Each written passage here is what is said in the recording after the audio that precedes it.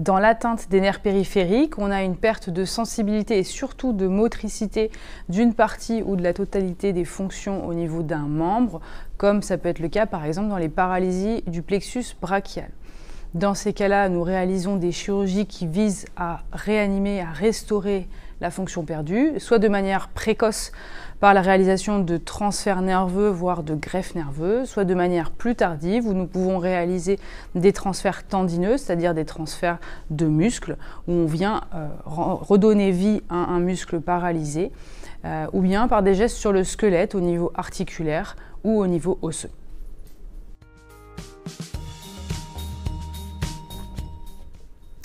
Donc, la chirurgie des paralysies d'origine cérébrale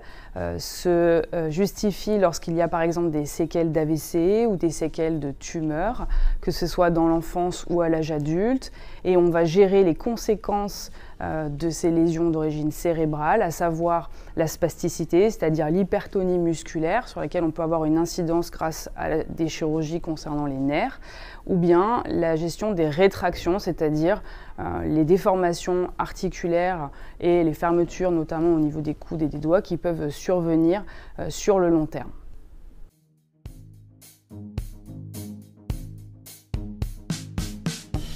Chez le patient blessé médulaire, la chirurgie concerne surtout le membre supérieur chez le patient tétraplégique, puisque nous n'avons actuellement pas de capacité de réanimation au niveau des membres inférieurs. Le but premier est de redonner des capacités de préhension à un patient qui les a généralement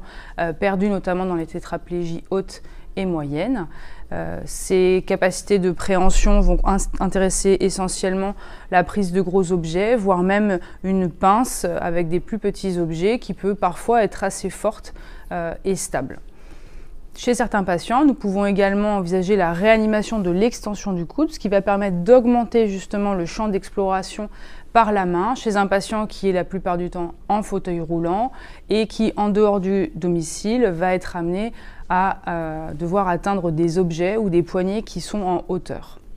Ces chirurgies sont réalisées par le biais de transferts tendineux essentiellement, mais nous réalisons depuis quelques années des transferts nerveux qui ont vraiment révolutionné le pronostic de ces patients, puisque nous sommes capables désormais d'envisager à la fois une réanimation active de l'extension des doigts, mais également de la flexion des doigts de manière simultanée.